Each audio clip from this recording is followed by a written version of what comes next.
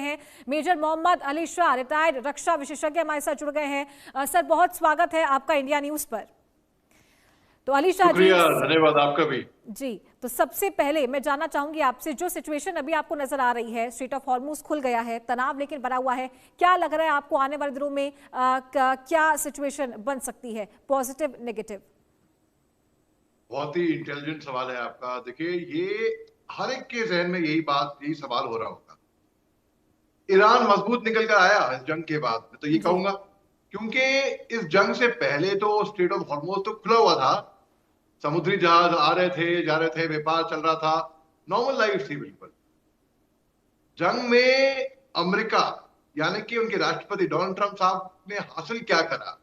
कुछ भी नहीं हासिल करा। जब ये स्ट्रेट ऑफ हॉर्मुज खुला हुआ था, डोनाल्ड ट्रंप साहब की वजह से बंद हुआ। वजह से भलाई बंद किया हो बीच में किसी ने, ईरान ने, भलाई जो इंश्योरेंस कंपनी हैं जो यूके में हैं, उनने, किसी ने भी। जब खुला हुआ था तो बंद हुआ, जब बंद हुआ तो खोलो, जब खुला तो बंद हुआ। अब जब बंद है तो दोबारा उसमें ब्लॉकेट लगाऊंगा, दोबारा बंद करूंगा। तो ये उनकी मंशा समझ में नहीं आ रही है। एक आदमी ने पूरी दुनिया में अफरा तफरी कर रखी है, हर जगह जगह पे हर कोई परेशान है। एक मैं आपको एक जुमला बताता हूं, मैं 1 सेकंड का। डोनाल्ड ट्रंप साहब ऐसा कहा कि भैया जब वो राष्ट्रपति नहीं बने थे तो बहुत शांति थी, सुकून था उनके लिए। राष्ट्रपति बनने के बाद थोड़ा मुसीबत आई। भैया जब आप राष्ट्रपति नहीं बने थे ना तो दुनिया में सुकून था, बिल्कुल। दुनिया वाले चैन से, अमल चैन से जी रहे थे। अभी मुश्किल हो गया है पूरी दुनिया के लिए, क्योंकि 20% तो तेल यहां से गुजरता है। चलिए तेल छोड़िए साहब, 30% इंटरनेट केबल्स दुनिया के यहां से गुजरते हैं। 30%, 30%। अब आप सोचिए, इंटरनेट की वजह से तो आप और मैं कनेक्टेड हैं, बिल्कुल। इंटरनेट पे तो दुनिया कायम हो गई है। बिना तेल की, चलो ठीक है, मैं गाड़ी से नहीं जाऊंगा, मैं साइकिल चलाऊंगा या पैदल जाऊंगा, गुड फॉर हेल्थ, अच्छी बात है। भाई इंटरनेट के बिना मैं कैसे काम करूंगा? आज की तारीख में मॉडर्नाइजेशन, इतना जमाना आगे बढ़ चुका है। Stocks and shares, banking, shopping, आपके ईमेल्स, व्हाट्सएप, सब कुछ इंटरनेट पे है। खैर, अब आगे हम क्या देख रहे हैं? अमेरिका ने बोला कि स्ट्रेट ऑफ हॉर्मुज बंद, कोई जहाज, कोई झंडा कहीं का भी हो, यानी कि किसी भी देश का हो, यहां से नहीं गुजरने वाला है।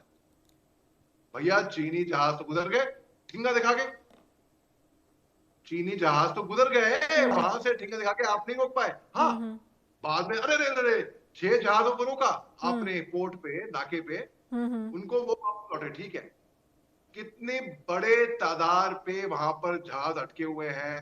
देशों की नेवी, समुद्री जो ताकतें हैं, वो उनको छुड़ा नहीं पा रही है। और अमेरिका की जो नेवी है ना, वो ब्लू वाटर नेवी है। अमेरिका और चीन की नेवी ब्लू वाटर नेवी है, यानी कि अपने समुद्री तट से बाहर जाकर आप ऑपरेट कर सकते हैं। और अपना समुद्री तट होता है 12 नॉटिकल माइल्स की लिमिट होती है अपने समुद्री शोज में, कि ये पानी हमारा है। Beyond 12 nautical miles central economic zone आता है, यानी कि नो मैन्स लैंड जैसे होता है ना, कि ये पानी ना आपका है ना मेरा है, हमारा, ये इंटरनेशनल वाटर्स है बेसिकली। तो आगे हम क्या देख रहे हैं? आगे एक नई वर्ल्ड ऑर्डर उभरती हुई दिख रही है मेरे को। यहाँ पर चीन ओवरटेक कर रहा है अमेरिका को, और ओवरटेक कर भी देगा, उसकी जिम्मेदार स्वयं अमेरिका ही होगी।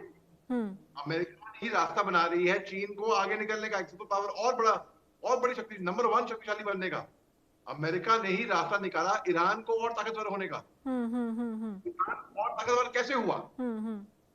युद्ध से पहले तो ईरान कंट्रोल नहीं करता था ना ये स्ट्रेट ऑफ हॉर्मुज, बिल्कुल बिल्कुल। उसके बाद ही ईरान ने कंट्रोल करना शुरू कर दिया, बिल्कुल बिल्कुल। और ईरान ने फिर चुंगी जो टोल है वो काटनी शुरू कर दी।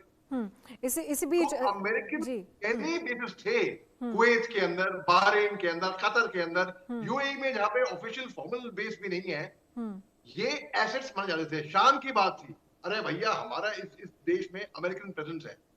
वही एसेट्स आज की तारीख में लायबिलिटी हो गए हैं, मतलब यानी कि वो बोझ हो गए हैं। कैसे? भाई ईरान इन पे हमला कर देगा। बिल्कुल बिल्कुल। और इसी ईरान बीच सर मैं एक और बात समझना चाहती हूँ। ईरान यहाँ कह रहा है अमेरिका के लिए कि 7 बड़े दावे जो अमेरिका कर रहा है वो झूठ है, यानी कि 7 बड़े झूठ अमेरिका ने बोले हैं। अमेरिका जिस चीज को लेकर यानी कि यूरेनियम को लेकर इतना ज्यादा श्योर नजर आ रहा है और रिजिड है इस चीज के ऊपर कि ईरान वो सौंपने के लिए तैयार है। तो ये क्या स्थिति है, क्यों बार बार ऐसे स्टेटमेंट अमेरिका की तरफ से जो राष्ट्रपति ट्रंप है उनकी तरफ से दिए जा रहे हैं बार बार, और वो 7 बातें स्ट्रेट ऑफ हॉर्मूज को लेकर के, सीज फायर को लेकर के और परमाणु संवर्धन को लेकर के जो बातें हैं वो बार बार रिपीटेटिव मोड पर ये बोली जा रही है। चलो जी, आपका बहुत ही अच्छा सवाल है। देखिए, डोनाल्ड ट्रंप साहब के बयान, उनके जो भी वो बोलते हैं ना, उनको मैं बिल्कुल गंभीरता से नहीं लेता हूं और लोगों को लेना भी नहीं चाहिए।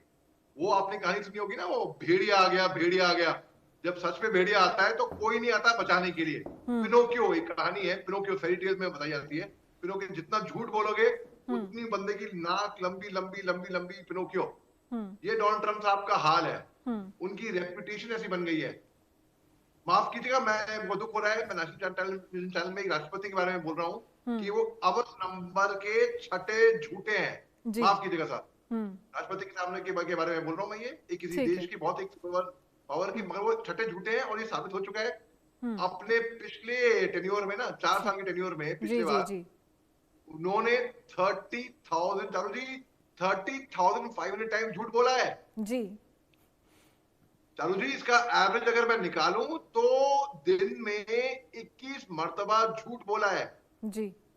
जो एक दिन में 24 घंटे होते हैं जी हैं। इंसान सोएगा, चलो 6 घंटे सो लेगा इंसान, है जी, बचे 18 घंटे।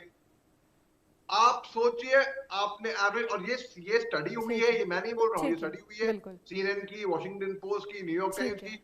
जी परेशान है आयशा जी, बिल्कुल बिल्कुल। मैं माफी चाहूंगी कि समय का अभाव है। बहुत बहुत शुक्रिया लेकिन आपका हमारे साथ जुड़ने के लिए और चर्चा में शामिल होने के लिए।